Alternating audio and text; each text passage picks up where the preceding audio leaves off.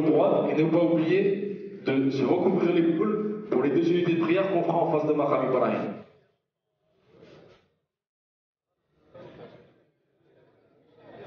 Dans un premier temps, pour ceux...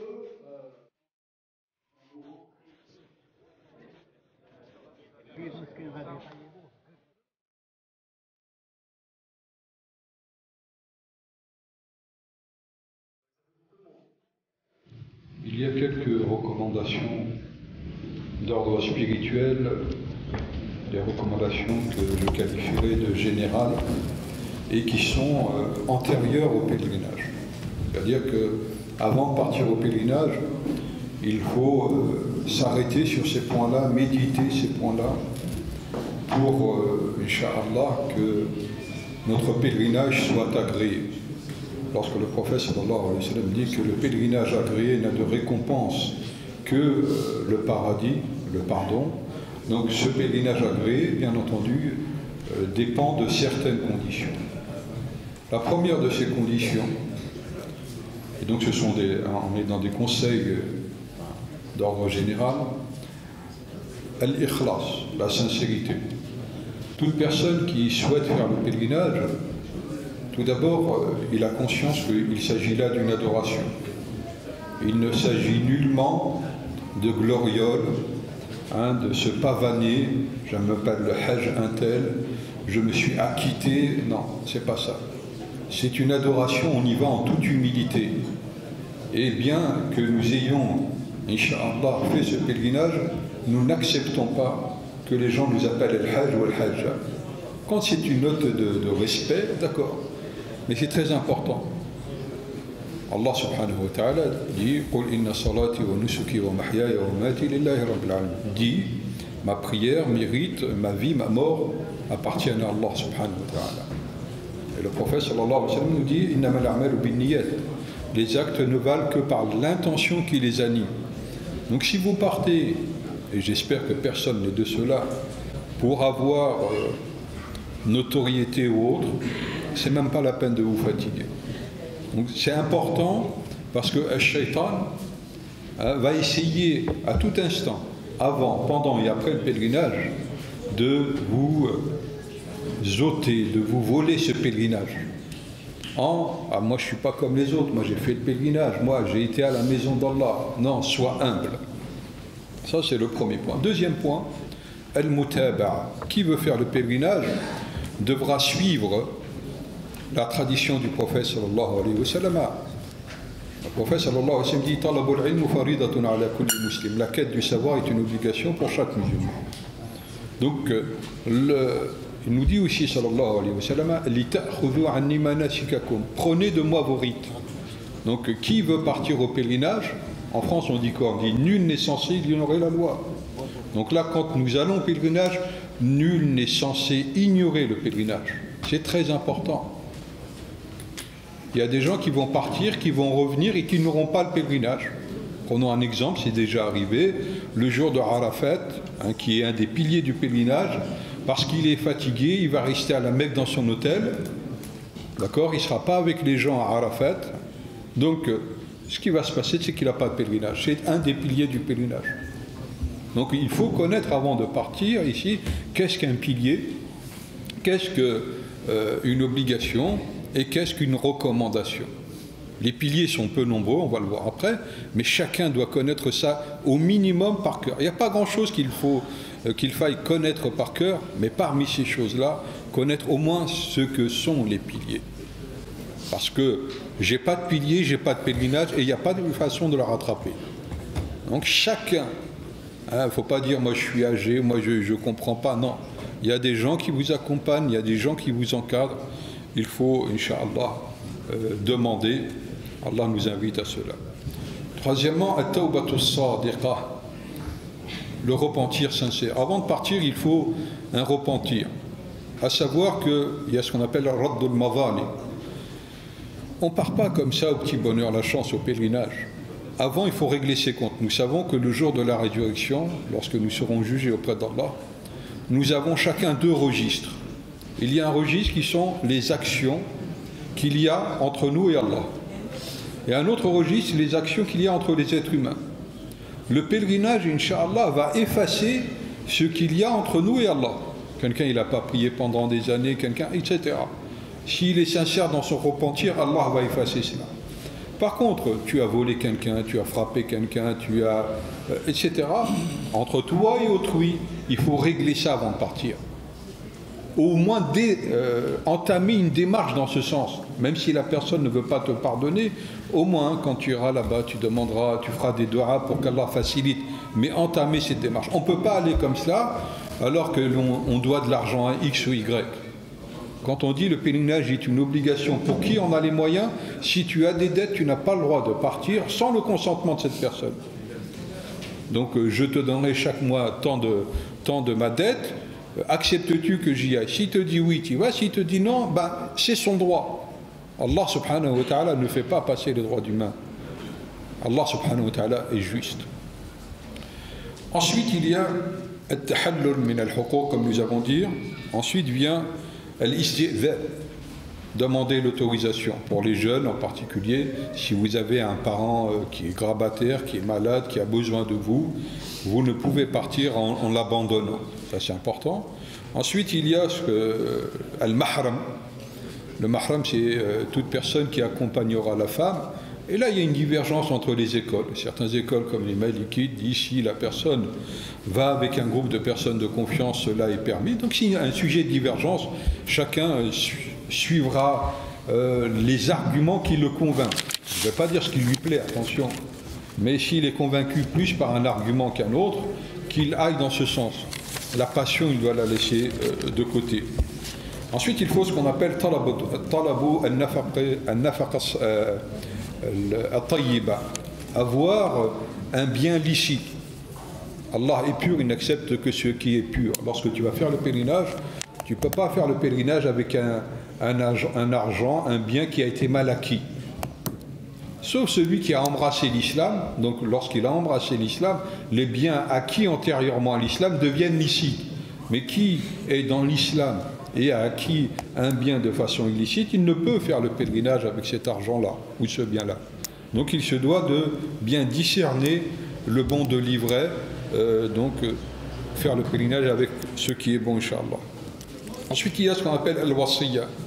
Al-wasiyya, ce qu'on appelle testament, mais plus exactement la recommandation. Le prophète sallallahu alayhi wa sallam dit on ne doit pas passer une nuit sans qu'on ait sous notre oreiller une recommandation. Donc, en particulier, lorsqu'on fait un voyage comme cela, on se doit, avant de partir, de faire ces recommandations. Voilà, je dois un telle chose, ou il me doit telle chose, un tel, il y a eu un problème entre nous, je lui ai demandé pardon, il n'a pas voulu. Des recommandations, et la première recommandation que l'on fait, bien entendu, doit toujours être « je vous recommande la crainte d'Allah ». C'est très important. Le matériel passe en deuxième. C'est recommander à sa famille la crainte d'Allah subhanahu wa ta'ala. Ensuite, la bonne compagnie. Lorsqu'on va faire le pèlerinage, certains vont aller entre amis, etc. Qu'ils fassent attention. Si avec ses amis, ils ont l'habitude de sortir ici, il ne faut pas oublier que le pèlerinage, c'est un voyage spirituel. Donc si c'est pour passer des journées à discuter et à perdre son temps, il faudra se séparer d'eux, au moins pendant la durée du pèlerinage, pour ne pas perdre son temps. Le temps, déjà, est quelque chose qui n'a pas de valeur dans le sens qui est inquantifiable. Et si on commence à le perdre dans les 6 jours que nous avons au maximum de pèlerinage, on a tout perdu. Il faudra faire attention à cette bonne compagnie. Aussi, il faudra ce qu'on appelle al-ikthar min al-nafaqati as-salihah, la multiplication, la multiplication du bien licite. On ne va pas là-bas seulement j'ai payé mon billet, j'ai payé mon hôtel. Il faut prendre avec soi un petit peu d'argent.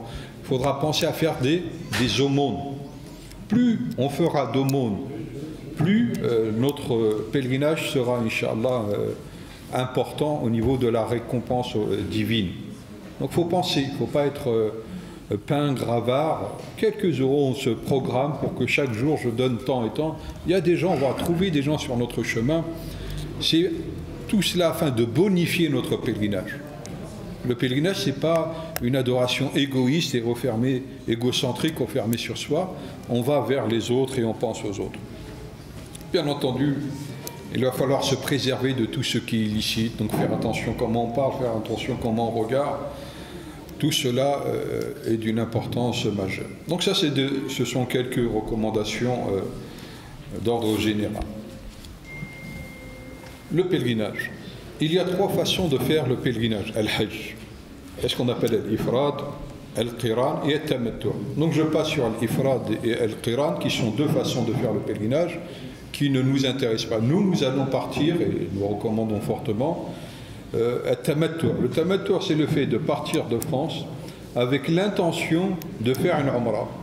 Et une fois qu'on a fini la umrah, on va se désacraliser, on expliquera ce que cela veut dire. Et après cela, nous ferons un pèlerinage. Donc nous partons avec l'objectif de faire à la fois une umrah et à la fois faire un hajj.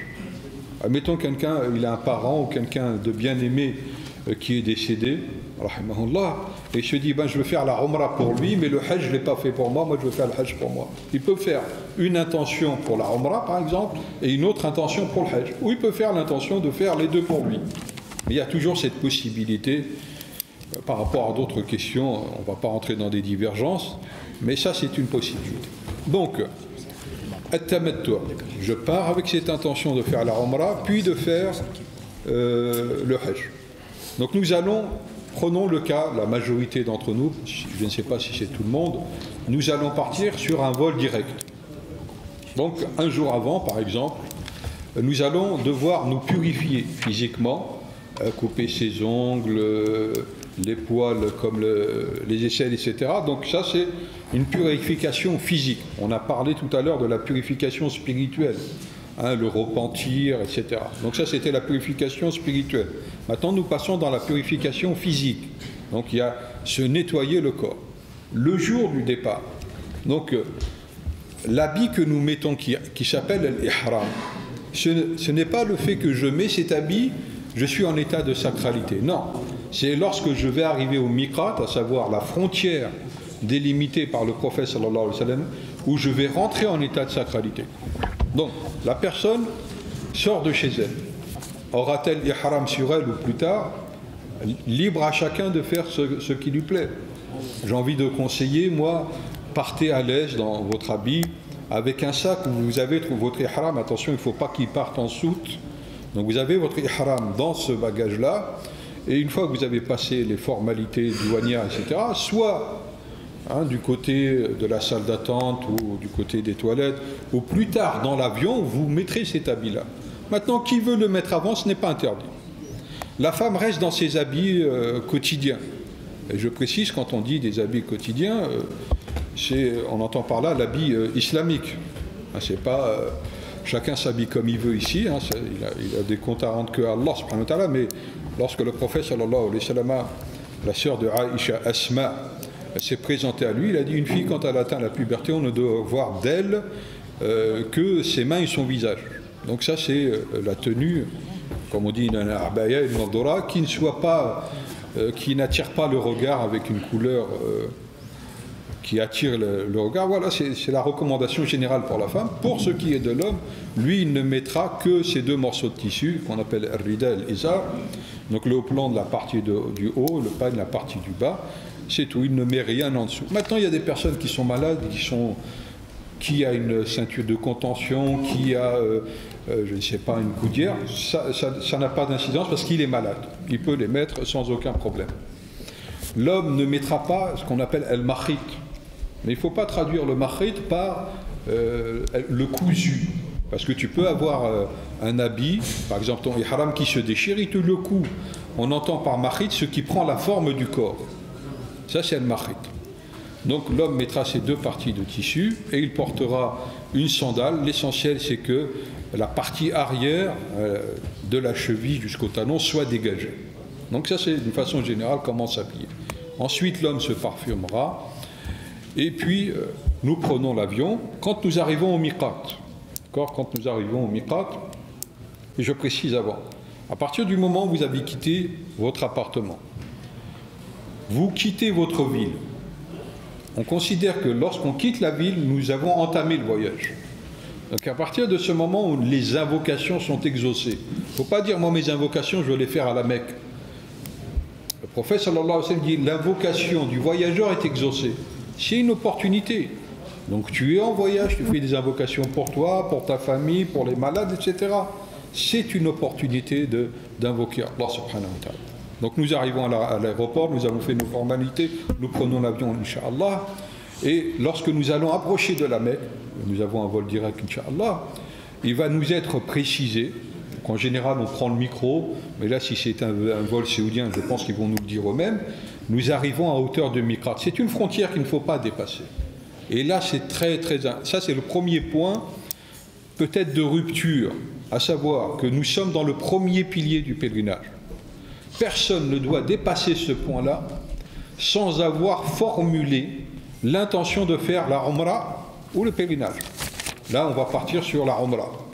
Donc, lorsque nous arrivons à cette hauteur, nous allons, attention, n'oubliez pas, ne vous inquiétez pas, dans chaque partie que nous allons entamer dans le pèlerinage, après l'aide d'Allah, nous serons présents. Donc, à ce moment-là, nous dirons aux gens, attention, dites cela. On va dire comment il faut dire, même quelqu'un qui n'est pas lettré, qui ne s'inquiète pas, on va lui dire, tu dis telle chose. Donc quand nous arrivons au Miqat, tout d'abord, il n'y a pas besoin d'être en état d'ablution. Et c'est un point important, parce que même s'il y a une femme qui a ses menstrues, elle ne dit pas, ah non, moi j'ai mes menstrues, je passe le Miqat. Non, même si elle a ses menstrues, elle doit rentrer en état de sacralité. Comme a dit le professeur Hassan à Aïcha, quand elle a eu ses menstrues, il a dit, tu fais tout ce que fait le pèlerin, si ce n'est que tu ne pries pas et tu ne fais pas le tawaf, c'est-à-dire la circonambulation, hein, le fait de tourner autour de la Kaaba. Donc c'est important, toute personne qui part en Umrah ou en Hajj, il ne doit pas dépasser le Miqat sans avoir formulé l'intention. Comment on formule l'intention? On dit tout simplement, Labbaik Allahumma Umrah. Ça c'est la phrase peut-être la plus importante du Hajj. Labbaik Allahumma Umrah. Tout le monde doit connaître cela ou demander à son voisin. Lorsque j'ai dit cela, je suis rentré dans le pèlerinage. Ensuite, il y a d'autres invocations qui sont de l'ordre du recommandé. C'est important. Donc là, le pilier, c'est ça. Après, le reste, c'est recommandé. Labbaik Allahumma Umrah la riya'a fiha wa la sum'a. Donc, comme on a dit tout à l'heure, la sincérité. Je réponds à ton appel au Seigneur, non pas pour être vu ni entendu. Je le fais pour toi. Voyez, la sincérité dont on parlait tout à l'heure. Ensuite, on commence cette talbiya, labbaik Allahumma labbaik. Avant cela, il y a ce qu'on appelle dua al-ishtirat. C'est un dua qui est fortement recommandé, qui n'est pas obligatoire, mais que l'on conseille pratiquement au même degré que la niya. Dua al-ishtirat, c'est quoi? Si je dis Allahumma in habasani habisun fa mihilli haythu habistani. Oh Allah, s'il y a un obstacle qui m'empêche d'aller au terme de mon pèlerinage ou au terme de ma Umrah, mon pèlerinage ou ma Umrah prendra fin là où tu m'as arrêté. C'est très important. Quelqu'un qui tombe malade, quelqu'un qui a un accident, qui ne peut pas aller au bout. S'il n'a pas dit ce dua, il doit rester dans son habit.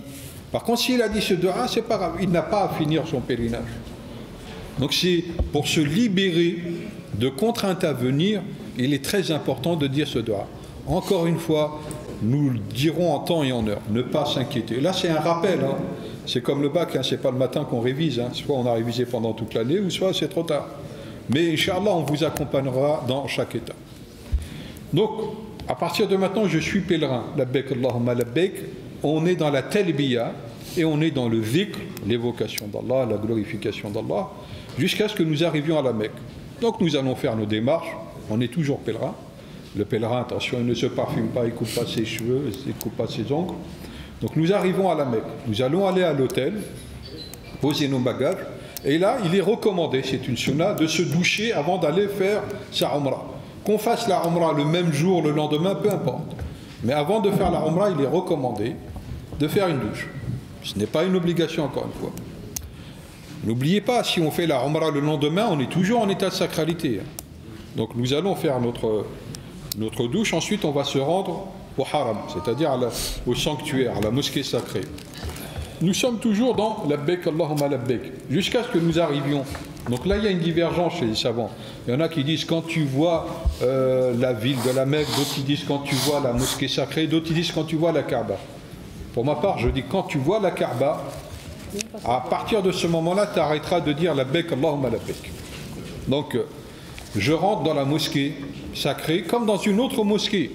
Je rentre par le pied droit, Bismillah, wa salatu wa salam wa rasulillah, Allahumma khfirli wa aftahli abwaba rahmatik, il y a d'autres invocations. Au moins ceux qui savent pas Bismillah wa salatu wa salam ala rasulillah, ça tout le monde le sait. Ensuite, je me dirige. Il y a des petits détails, des sunnas, comme le fait de lever les mains. Je ne vais pas rentrer trop dans ces détails-là. Donc je me dirige vers la Kaaba. Et là, la Kaaba sera sur ma gauche. Donc je vais tourner autour de la Kaaba dans le sens inverse des aiguilles d'une montre. Juste avant d'entamer ce tawaf, la circonambulation, l'homme se devra de dégager son épaule, l'épaule droite. Il va la dégager, la dénuder. D'accord ? Ensuite, nous allons entamer les 7 tours. Il est recommandé, mais on ne pourra pas le faire, il y a trop de monde, dans les 3 premiers tours, de hâter le pas. Pour les hommes. Pour les femmes, non. Donc, on va marcher, on va faire nos 7 tours. Donc, pendant ces 7 tours, l'épaule est dénudée. D'accord ? Pendant les 7 tours. Mais pendant les 3 tours, si on peut, on hâte le pas. Avant de commencer, si je peux toucher la pierre, tant mieux. Si je ne peux pas, de loin, je fais un signe. À l'entame du premier tour, je dis Bismillah. Puis je dis Allahu Akbar. En direction de la pierre noire. On ne doit pas dépasser cette ligne virtuelle. Vous avez l'angle où il y a la pierre noire et à votre droite, vous avez un néon vert. Et imaginez une ligne entre la pierre noire et le néon à ne pas dépasser. Donc vous avez fait un signe vers la pierre noire, Bismillah, Allahu Akbar, et vous entamez votre circonambulation, vous tournez. Y a-t-il quelque chose de précis à dire ? Le prophète sallallahu alayhi wa sallam a dit le tawaf c'est une prière, sauf qu'il vous a été permis de parler en cas de nécessité, c'est pas pour discuter. Tu dis à quelqu'un j'ai fait tomber ça ou donne-moi ça, vraiment la nécessité, c'est pas pour papoter, c'est une prière. Donc comme toute prière, on invoque Allah, on glorifie Allah, on fait des du'as. Celui qui ne sait pas, comme a dit le prophète sallallahu alayhi wa sallam, le meilleur des du'as est la ilaha illallah wahdahu la sharika lah, lahul mulku wa lahul hamdu wa huwa ala kulli shay'in qadir. Le fait de prier sur le prophète sallallahu alayhi wa sallam, le fait de lire le Coran, ne serait-ce que le Fatiha, il ne faut pas dire moi je ne connais pas. Tu connais le Fatiha pour Allah, lis. Donc tu vas faire tes 7 tours. Ensuite nous allons, attention, il y a ce qu'on appelle le Hijr Ismaïl, le muret. Il y a un demi-cercle. Il ne faut pas couper par l'intérieur. Si tu coupes par l'intérieur, ton tour n'est pas valide. Il faut passer à l'extérieur. Donc ainsi, nous allons faire les 7 tours. Donc je fais le tour et quand j'arrive à l'angle qui précède l'angle de la pierre noire, donc à savoir l'angle de la pierre noire, premier angle, deuxième, troisième angle, là il y a ce qu'on appelle al-rukn al-yamani, l'angle yéménite. Soit je peux passer ma main dessus. Si je ne peux pas passer ma main dessus, je ne fais pas un signe de loin.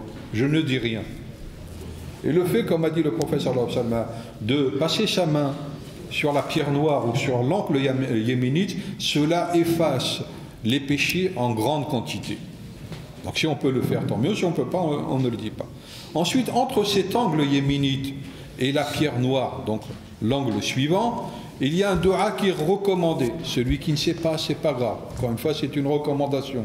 Rabbana atina fid dunya hasana wa fil akhirati hasana wa qina adhaban nar.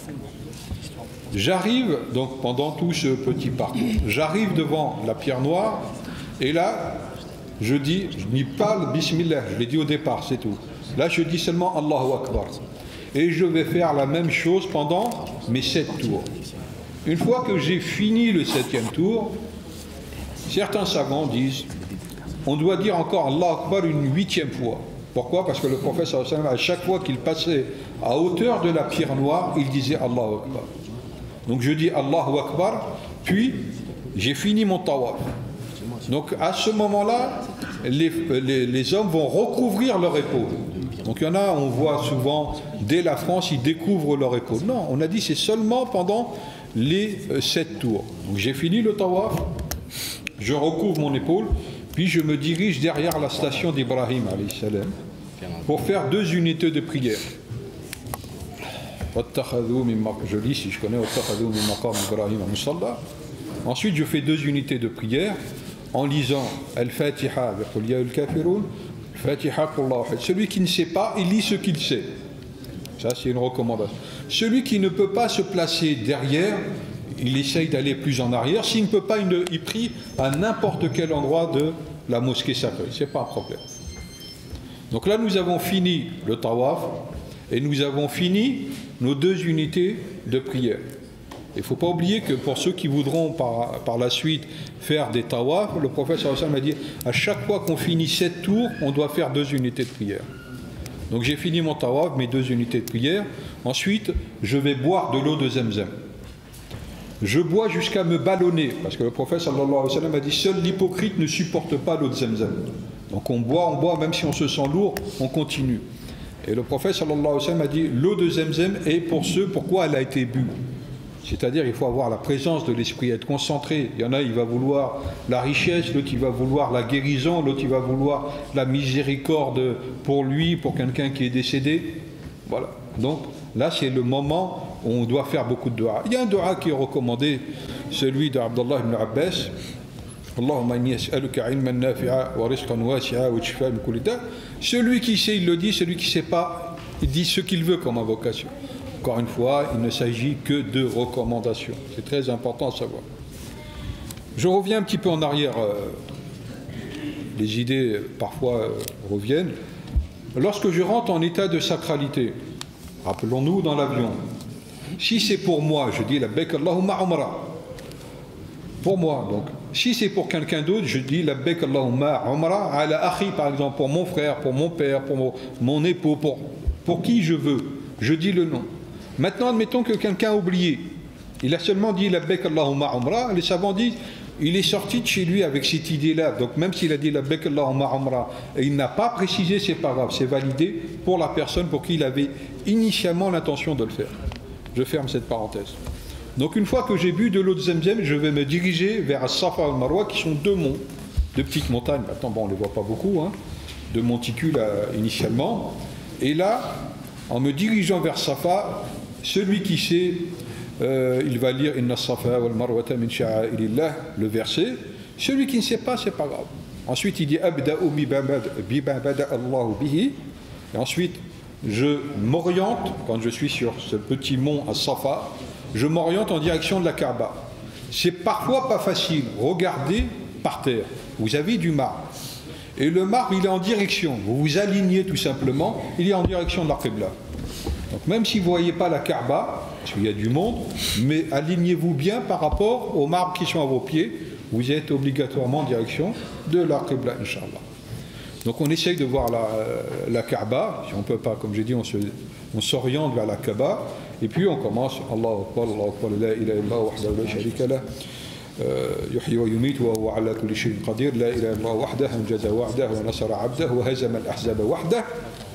Ensuite, je fais des invocations, puis je réitère ces mêmes invocations à 3 reprises. D'accord? Une fois que j'ai fini, je me dirige vers Al-Marwa. Donc il y a le nom de ce premier point qui est Safa et le nom du deuxième point qui est Al-Marwa. Entre les deux, il y a, vous allez voir comme ici les néons, au-dessus de vous des néons verts. Et ici, il est recommandé pour les hommes de courir. S'il y a du monde et on ne peut pas courir, on ne court pas. Il y a une invocation qui est recommandée, Rabbi ighfir warham wa tajawaz innaka antal a'az al-akram. Celui qui ne connaît pas, c'est pas grave. Comme vous voyez, 99% des choses que nous avons dit tout à l'heure, c'est pas grave, c'est pas grave. Le pèlerinage, il est facile. Le plus important, encore une fois, c'est le point de départ. Labbaik Allahumma umra. Ça, faut pas le rater. Après le reste, alhamdulillah, c'est être présent à des moments précis, dans des endroits précis. C'est ça le pèlerinage d'une façon générale. Quand j'arrive à Marwa, donc le point opposé, je fais exactement comme j'ai fait au départ. Allahu Akbar, etc. Puis, donc ça c'est un parcours. Puis je reviens à Safa, 2 parcours. Je fais exactement la même chose 7 fois. C'est-à-dire que j'aurai fini ma Umrah quand j'arriverai à Marwa. J'aurai fini mes 7 parcours. Donc lorsque j'ai fini mes 7 parcours ou mes 7 courses, ce qu'on appelle le sa'i, ici, je vais raser mes cheveux. Nous arrivons à 2-3 jours avant le pèlerinage. Donc on ne va pas raser les cheveux, on va prendre une tondeuse ou autre pour raccourcir les cheveux. Les femmes, quant à elles, elles prennent de leurs cheveux, elles joignent leurs cheveux et elles prennent la distance d'une phalange. Mais tout cela dans la discrétion pour la femme. D'accord ? Elle attend d'être à l'hôtel, elle le fera discrètement. Les hommes, soit ils vont chez les coiffeurs, soit une fois qu'ils sont rentrés à l'hôtel, chacun comme il veut. Et seulement une fois après, une fois qu'on a fini de couper ou de raser ses cheveux, nous avons fini la Umrah. Donc c'est important, on ne se désacralise pas avant d'avoir fini de se raser ou de se couper les cheveux. La Umrah est finie. Ça veut dire quoi? Ça veut dire je vais me doucher, je vais me parfumer, quelqu'un qui est avec son épouse, il peut approcher son épouse, je me désacralise. Ça y est, je ne suis plus en état de sacralité, je ne suis plus en état de ihram. J'enlève mon habit, celui qui a un ihram, il peut le laver, il peut en acheter un autre s'il veut, bref, il en fait ce qu'il veut. Il en aura besoin pour le début du pèlerinage. Là, nous avons fini la Umrah. Donc là, nous allons faire quoi? Nous allons attendre le 8e jour du mois du pèlerinage. Donc, comme on l'a dit, nous allons arriver à peu près vendredi, je pense. Et le début, hein, si j'ai bonne mémoire, du pèlerinage cette année devrait être dimanche. Donc le 8 du mois du pèlerinage, Inch'Allah, nous allons entrer en état de sacralité pour le pèlerinage cette fois-ci. Donc cette période entre les deux, où Allah va me faire le don de me libérer de mes contraintes, je vais être reconnaissant à Allah. Et à partir de là, la reconnaissance, c'est quoi? C'est que je vais immoler une bête. Voilà, c'est l'immolation des bêtes. Ça n'a rien à voir avec l'Aïd en France. Attention, c'est deux choses différentes. Allah m'a permis de me libérer de cette contrainte, donc je remercie Allah et j'immole. C'est-à-dire que si vous avez un homme et une femme, le père et la mère, l'enfant et sa mère, etc., chacun devra immoler pour lui, contrairement à l'Aïd où c'est une seule bête pour toute la famille ou tous ceux qui habitent dans un même foyer. Là, c'est une bête par personne. Par personne, justement, qui aura profité de cette liberté-là. Donc on a dit, on se désacralise. Je reviens à un cas particulier. Si une femme a eu ses menstrues et qu'elle n'a pas encore fait sa Umrah, attention, elle ne se désacralise pas. Elle reste toujours en état de sacralité. Donc elle ne touche pas à ses cheveux et elle a toujours les mêmes contraintes de ne pas couper ses cheveux, de pas, etc. Donc là, nous avons fini la Umrah. Maintenant, nous attendons le Hajj. Le 8e jour, nous allons faire comme pour la Umrah. Mais là, je vais aller de façon très succincte, parce que ça, nous l'expliquerons après à la Mecque, Inch'Allah, pour pas qu'il y ait trop d'informations qui se bousculent aujourd'hui. L'essentiel, et si vous avez des questions aujourd'hui, et que je vous conseille, après, c'est des questions ayant trait à la Umrah, ou ayant trait au voyage en lui-même. Mais le Hajj, posons pas de questions aujourd'hui. Nous avons largement le temps là-bas, parce que nous allons intervenir à chaque prière et expliquer, Inch'Allah, dans le détail comment faire le Hajj. Donc le Hajj, je vais le survoler. Donc le 8e jour, pareillement, je me douche, je me purifie, je me parfume. Et dès le matin, à partir du lever du soleil, nous quittons la Mecque pour aller vers Minen. Donc une fois arrivé à Minen, nous allons faire la prière du Dhuhr. Donc le 8e jour, la prière du Dhuhr, la prière du Asr, la prière du Maghrib, la prière du Isha. Chaque prière à l'heure. Sauf que les prières de 4 rak'a, comme le Dhuhr, l'Asr et l'Isha, on fait que 2 rak'a. Nous les ferons dans nos tentes, entre nous, et donc en groupe. On est d'accord. Une fois que la journée est finie, nous basculons dans la 2e journée. La journée où nous allons partir à Arafat. Donc Salat al-Subh, nous sommes encore à Minen. Après, nous attendons le lever du soleil pour nous diriger, Inch'Allah. À partir du lever du soleil, on peut se diriger vers Arafat. L'essentiel, c'est de faire la prière du Dhuhr et du Asr à Arafat. Donc nous ferons l'appel à la prière, puis le jour de Arafat, la prière de la prière à l'heure du Dhuhr. Nous ferons la prière du Dhuhr, puis tout de suite après la prière du Asr à Arafat. Jusqu'au soir, le Maghrib, donc c'est une après-midi consacrée à l'évocation d'Allah, la glorification d'Allah, les invocations à Allah. Vient la fin de cette journée-là, à l'heure du coucher du soleil, nous quittons Arafat pour nous diriger vers Muzdalifa, où nous allons passer la nuit. Attention, je précise que le pèlerinage, c'est pas le Club Med, c'est pas les vacances. Là, par exemple, la nuit de Muzdalifa, vous allez dormir par terre. Il y a du sable, il y a des pierres, il n'y a rien. Il n'y a pas de tente, il n'y a rien du tout. Donc c'est une nuit en plein air, avec une pollution, ceux qui ont des problèmes, qui prennent de respiration haute, qui prennent de la ventoline. C'est vraiment une pollution intense, de la poussière en plein air. Donc c'est facile à comprendre. Par terre, il y a quoi? des pierres et du sable, c'est tout. Moi j'insiste pour les gens qui viennent dans ma mosquée, ils le savent, mais d'autres, ils n'ont pas pris l'ampleur de la gravité, de la difficulté. C'est le voyage le plus difficile que vous allez faire. En particulier où là nous sommes en été. Là-bas les températures vont peut-être dépasser les 50 degrés. Regardez en Espagne, là nous avons atteint presque 50 degrés, il commence déjà à avoir des morts seulement. Qu'Allah vous préserve et nous préserve, mais c'est des choses qui peuvent arriver. Donc le malaise, il faudra bien s'hydrater, donc ça c'est le côté médical, les médecins vont vous parler de cela, mais en particulier pour ceux qui sont malades, pour ceux qui sont âgés. Moi ça fait des mois, je dis aux gens dans ma mosquée, surtout nos mères, nos sœurs, qui n'ont pas beaucoup l'habitude, hein, on est des sédentaires, apprenez à marcher. Donc là il reste près de 15 jours, marchez tous les jours, au moins une demi-heure, une heure, même si vous suez, au moins pour retrouver un petit peu d'énergie, de peps. Mais il ne faut pas partir le dernier jour et après vous allez faire des dizaines de kilomètres, ne serait-ce que la Umrah, vous ne pourrez même pas la faire. Donc il faut dès maintenant marcher. C'est pas grave si vous suez. Si vous n'arrivez pas là, vous avez la possibilité après de vous reposer, c'est pas là-bas que vous pourrez. Donc c'est important de se préparer physiquement. Donc nous allons passer la nuit en plein air.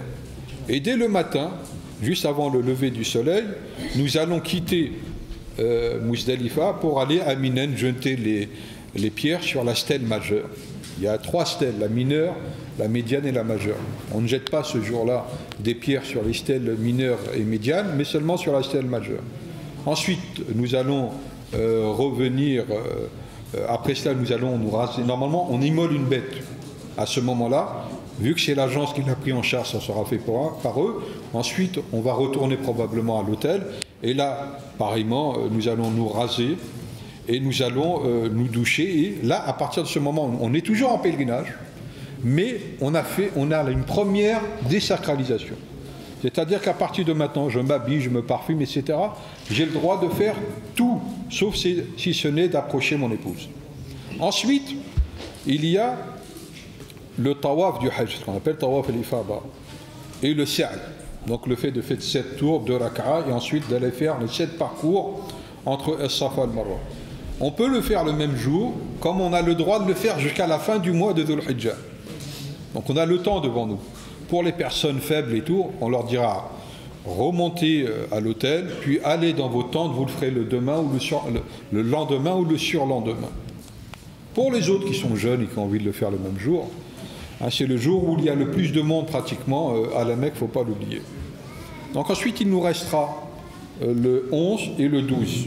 Ces 2 jours-là, donc nous sommes à Minen, et nous allons, comme le premier jour de Minen, faire chaque prière à l'heure, les prières de 4 rak'a, on fait 2 rak'a, et à partir du Dhuhr, nous allons jeter les pierres sur les 3 stèles cette fois-ci, en commençant par la mineure, on jette les 7 pierres, une par une, Allahu Akbar.